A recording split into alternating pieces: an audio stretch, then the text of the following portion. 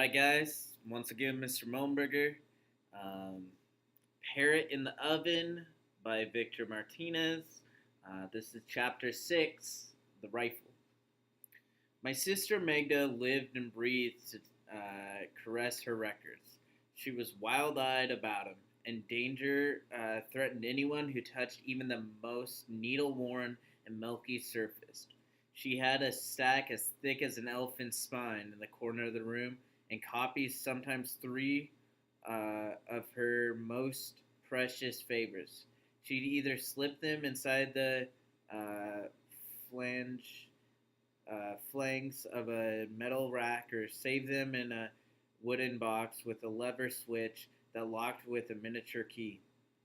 On her wall, she thumbtacked magazine photos of her two dream stars, Elvis Presley and Smokey Robinson, surrounding them with a rainbow of paper colors. Elvis had a tough guy sneer and tossed uh, back flame of black hair. Smokey had slit romantic eyes.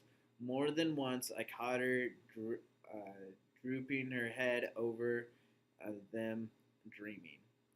The money for her records came from working at the Valley Laundry, a place she hated more than anything in the world. Her friend Linda said she was moody, spirited, and argued too much with the supervisor. Linda worked beside her on steam press. She was in love with Nardo, but didn't pay her. Uh, but he didn't pay her any mind, mostly because blocks of fat sagged on her hips like a belt of thick Bibles, and she dressed in those elastic skirts, the kind with a stretchy waist and no belt. Only with Linda, belts were the last worry. What with skin spilling out in all the worst places, and buttons missing where you didn't want buttons missing. Linda always showed wrinkles of concern over Magda, but when alone, she confided to me that Magda had to learn how things worked at the laundry. You had to flirt a little with the supervisor, pay attention to his lousy conversation, flatter him a bit about his muscles. Two other flirty girls who worked there were always pushed over to loading, and in another month they were going to push her over to processing. But Magda's mouth was too smart alecky for her own good, and the supervisor vowed he'd never in a million years move her up. Manny, Magda said, that supervisor tells me I ain't doing the sheets right, that they ain't coming out on the machine right. Too many wrinkles, and I'm just sweating there trying to do it right the best way I can. But there's ain't a right, no right way for doing bed sheets. He just gets a big bang out of showing how he's got me under his thumb. She was talking first in front of her dresser mirror. She pressed a blunt pencil of mascara against her eyebrow, then picked up a tool shaped like a torture rack and stretched her eyelashes. She worked hard for beauty, teasing her hair high as an ocean wave, blushing pink of her cheeks, and sometimes smearing her lips dark as a pomegranate syrup. To me, she was pretty enough with a naked face, but she never listened to me. Instead, she bribed me when she wanted something. Like that day, she promised me a cherry pie and a root beer. Keep an eye on baby for a while, will you, Manny? She begged, and just as quickly hissed, but don't say anything to mom. Where are you going? Out. Out where? Out. That's all you need to know. Magda bit at her pink lacquered nails that she ate sometimes down to the slivers. Even painted her fingertips were scalded and pussy.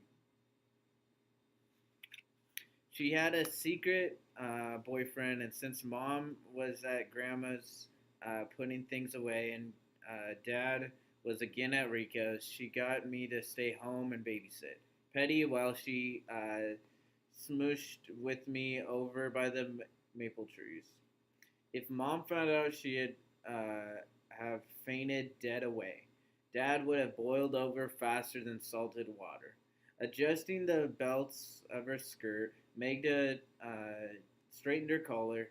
"I'll be right back," she said. I watched her walk out the screen door and cross the yard, separating our house from the grove of maple trees. Her hips had a confident swing, and her shoulders were proud and sassy. When she reached the edge of the grass, a guy in a t-shirt and jeans came out from behind a tree and stood watching her. He had blonde hair, sleeked back with pomade, except for one wave which veered over his face like a broken hinge. It was obvious he'd spruced himself up. His chin glowed with a fresh shave, and his shoes were mere polished. They walked into the trees. When I turned around, Petty was sitting on the couch, smearing chocolate from a half-eaten candy bar all over her face. I really had to keep an eye on her. Usually, she wouldn't unglue from the hem of Magda's skirt unless given candy. Left alone, she tumbled off the couch or reached for boiling water. That the day before, I caught her rubbing a stick in her hands until she rasped a splinter. She also suffered from allergies, which Mom first thought were congestion, and shoved steaming water under her nose to loosen her lungs. When that didn't help, a doctor stuck tiny needle pricks all along her back. Every prick swelled red, which meant particularly everything alive in the wind, pollen, grass, smoke, even certain siftings of dust could bring tears and whizzing fits. I took a chair from the kitchen and propped it onto the door of Dad's closet.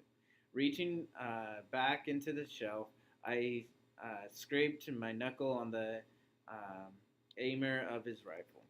He had gotten it back from the police by spending $150 of a lawyer for a rifle that had cost $50. Mom said that was the stupidest thing she'd ever heard, but she didn't say anything to him about it. With my finger, I traced a zero around the barrel hole, feeling the cool dead steel and imagining a bullet tiny as a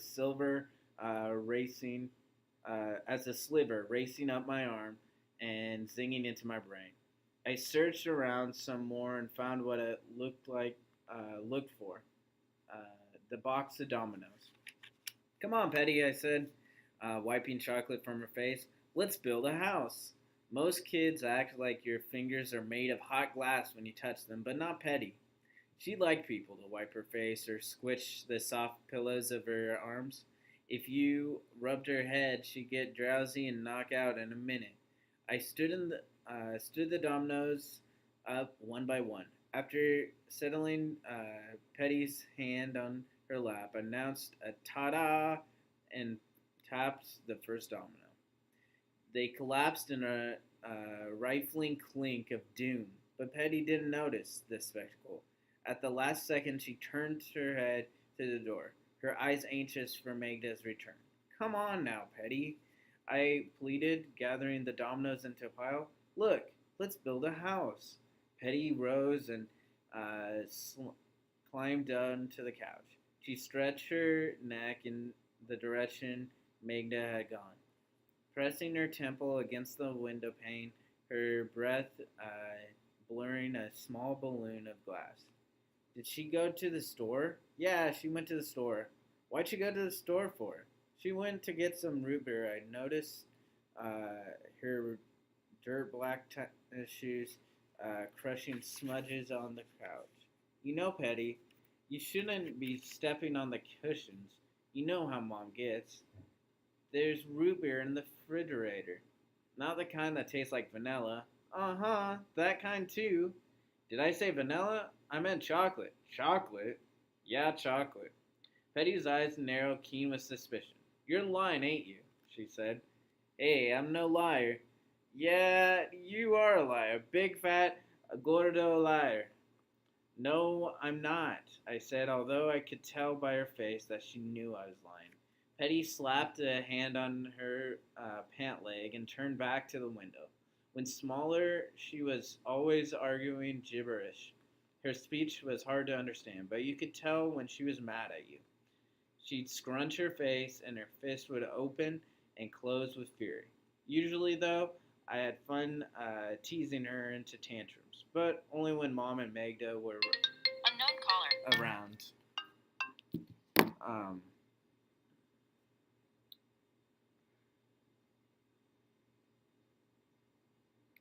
Usually, though, I had fun teasing her into tantrums, but only when Mom and Magda were around to quiet her down her hysterics. Besides, at that moment, seeing her face empty of any trust in me didn't make me feel good about bothering her.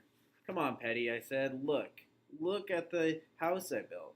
Actually, I was surprising myself because without thinking, I had put together a 3-story domino house. One piece remained to be put on the top, and I was about to do it when Petty climbed down off the couch. Hey now, check this out, I coaxed.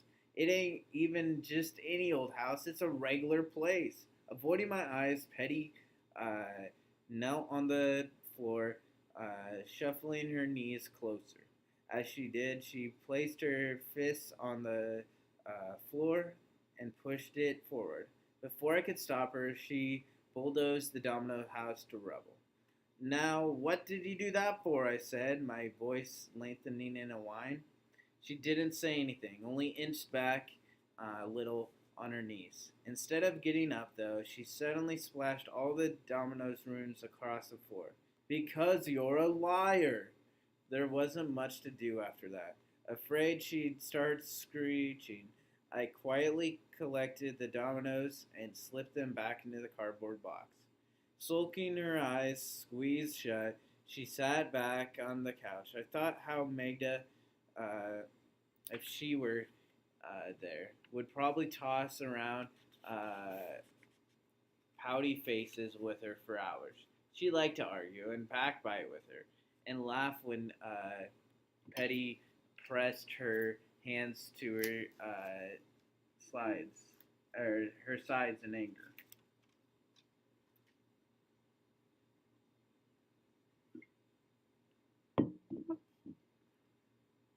When I noticed her sneaking glances at me, measuring my patience, which by then I had to admit was pretty much punched out of air, I didn't even blink. Blank was how I played it. Blank, I just kept picking up the scattered dominoes like all I did my whole life was pick up dominoes. When I finished picking them up in the box, I sat packing them up in the box. I sat down opposite her on the couch.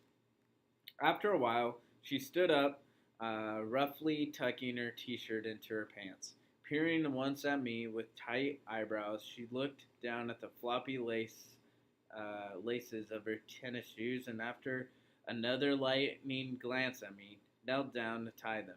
Then she went into the kitchen, sliding her chin hauntedly over her shoulder. I heard the refrigerator swoosh open and the crack of an ice tray. After what sounded like trouble reaching the faucet, she came to the doorway, a long plastic Tupperware cup in her hand.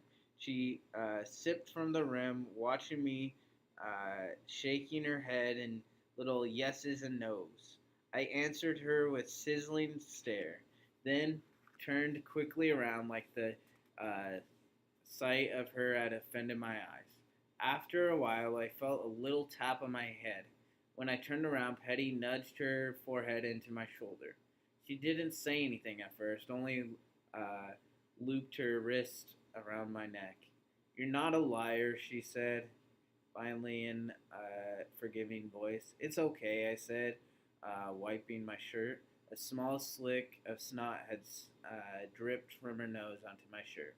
After a while, Petty fell asleep with her hands cradled on my lap, but I eased out from under her and went back to the closet. I was curious about Dad's rifle. I wondered why he loved it so much, why he was willing to argue with the police over keeping it, and why he'd spend every cent we had in the bank plus what he could borrow to get it back. Then it was in my arms, and I began to working the bolt arm as if inside were all the secrets. Even then, it remained jammed. I began to work it, and suddenly it slid smooth and easy. I saw the round heel of a bullet rise and flutter a moment in there, as if to pop out and fall on the floor. But instead, it sank back into the chamber. Startled, I lifted my head, my eyes falling forward along the barrel. Then on the aimer, and above it, Petty, walking around the door, her tiny fists unscrewing sleep from her eyes. The sound of the gun going off was like a huge mouse swallowing a noise, and Putty was eaten by that mouth. Thoughts ran together inside my head and blurred like currents of fast water moving together. Loud shrieks inside my lungs were bursting to get out, but couldn't. Petty was dead. I knew it. The way she fell back on the floor, she could have only been dead. I was afraid to go up to her, thinking I'd see a gory gash where the bullet entered her head and I'd lose my mind. My muscles felt weak and droopy. I thought I was going to pass out, but then I heard her crying, and when I speeded over to her, her mouth was fluttering. Tears spouted from her eyes and leaked down past her ears. But this only made me laugh. My heart felt like it was being squeezed between two hands, joy and grief, pressing and unpressing. As if she lay there on the floor, sucking air, I said, Petty, Petty, shh. My hands were jittering, as if tied to puppet strings, and my voice leaked through a wet sponge. I stopped to massage her cheeks, thawing them little by little. If Mom had seen what had happened, all the wrinkles on her face would have snapped shut, but she hadn't. No one had. Not even Petty, really. She hardly knew what happened. I had the rifle back in the closet right away, and after calming my mind down and staunching Petty's crying, I put her back to sleep on the living room floor. That's when Magda came. I turned on the TV fast and pretended to watch an old John Wayne movie. Magda was glowing with prescri- perspiration and breathing in little gulps of air when she walked through the door. She took off her earring and looked at me. Her hair was mashed down in the back, and she was trying to fluff it up with her fingers. Did anyone come? No. What about Petty? Did she cry? No. The TV was buzzing a loud, comforting current of electricity. Magda tilted her head around in a swivel, dabbing at the stray hair. She went over to the TV and turned it off, just as John Wayne, in the midst of squiggles, were dying on a bulldozer. The humming stopped, but the sound buzzed in the air before the current finally died away. What was the noise a little while ago? She asked. Why's your hair all messed up? Well, not that it's any of your business, but there's a lot of wind out there, you know. Oh, yeah? Yeah. She pursed her lips and tugged maniacally at a tuft of her hair. If you uh, if you're thinking of telling any lies to Mom about me, you better think again. She gave my hair a yank and held on with a twisting pinch. Did you hear me? Hear what? Mom said. Coming in through the door, she had a bag of groceries under her arm. Did he hear what? Maida quickly let go of my hair. Seeing her dressed like she was, and me with my face rubbery, Mom was suspicious. Nothing's going on, Mom. Manny's just being a pest, that's all, she said, sidling up against me. She wanted me to know that she'd give me pain if I spilled my guts. Mom put the bag of groceries down on the glass top table. What's really going on here? Just then, Petty woke up, her eyes drowsy and focusing. I felt a heavy pressing on my chest when she saw Mom. She crawled across the couch and clapped her hands around her waist. Mommy, you know what? Manny. Wait a minute, Mia. Uh, Mom said, hoisting her up and by the armpits and sitting her back on the couch. Not altogether awake, Petty flopped back asleep. Mom looked about the room like small flames were beginning to sprout on the floor. What the hell is going on here, Magda? Why are you dressed up like that? Did anyone come? Nobody came, Mama, Magda said dryly. Then why are you dressed up like that? I'm just trying on new clothes for tomorrow, that's all. We're supposed to go to work dressed up sometimes. You never dressed up for work before. Yeah, I have. I've gone to work dressed up. No, never. Mom sounded sure, but also a touch disappointed that she'd caught Magda in a lie. She never scolded her since she was too grown up and the only one in the family working steadily. I've dressed up before, Magda said, glancing at me. She expected a nod of agreement, but I didn't give her one. She pursed her lips and swirled back with an innocent smile. How's Grandma's house? Is Dad still going to sell it? About to open her mouth to answer, Mom instead curled her finger slowly as if trying to pluck something delicate out of the air. Don't make the same mistake I did, Magdalena, she said. Don't ruin your life, Mia. I'm not ruining my life, Mom. You keep saying I'm going to ruin my life.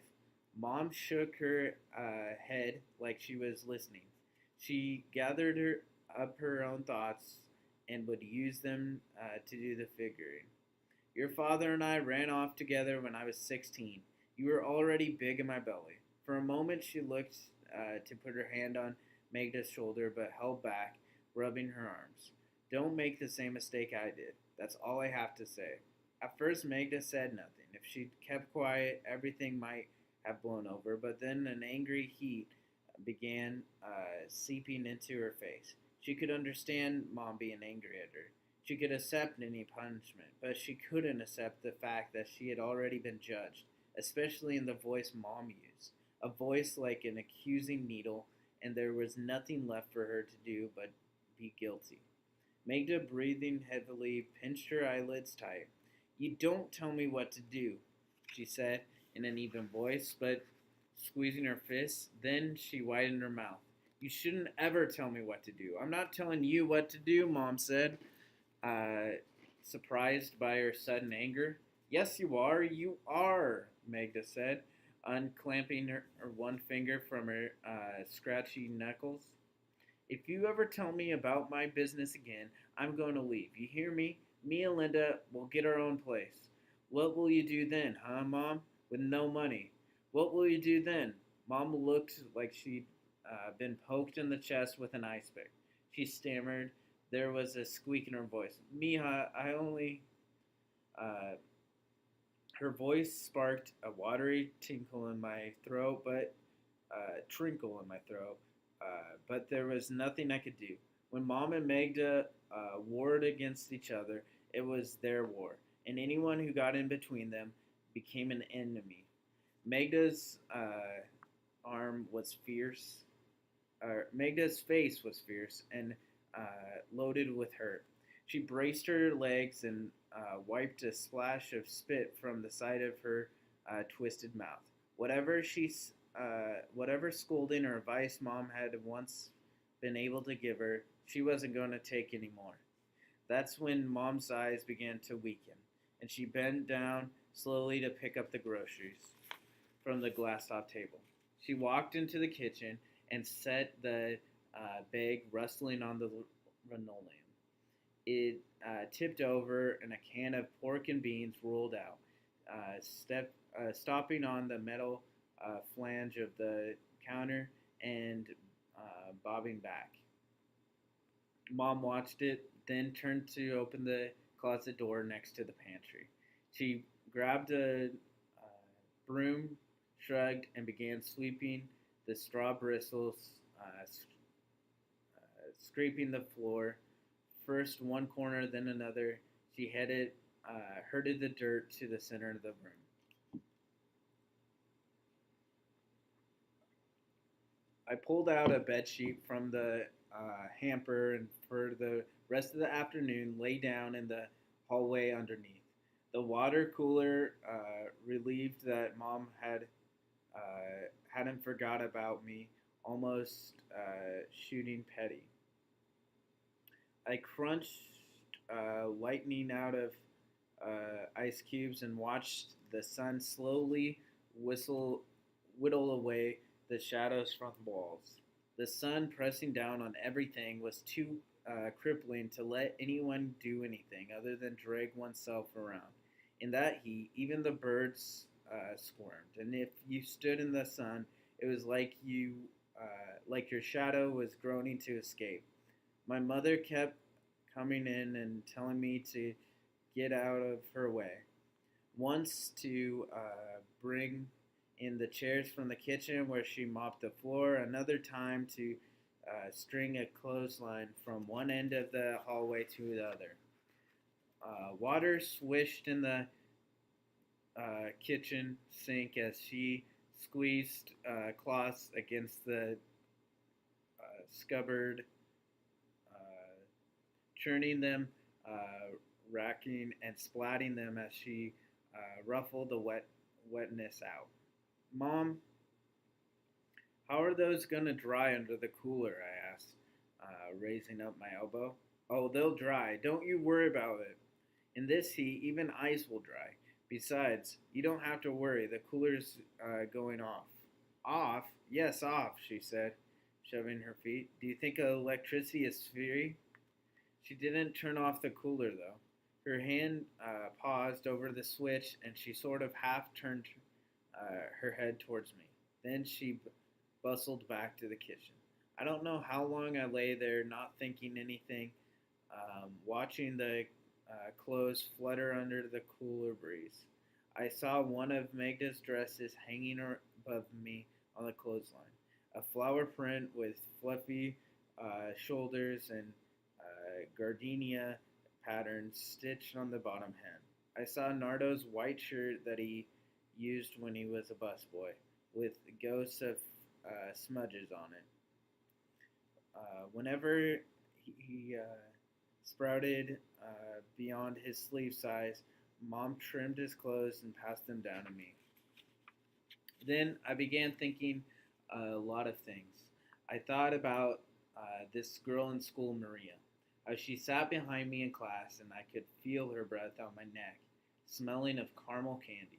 The way her hair was soft around her ears made my stomach landslide with a strange, delirious emotion.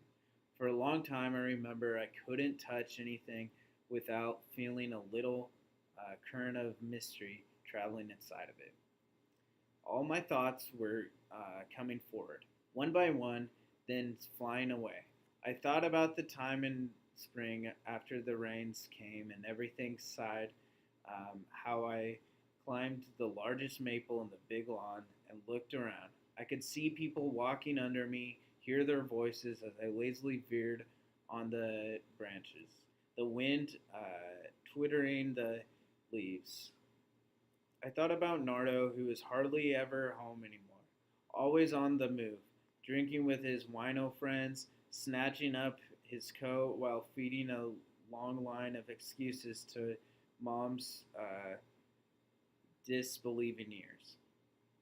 I thought about how Mom kept cleaning the house, shifting dirt from one place to another.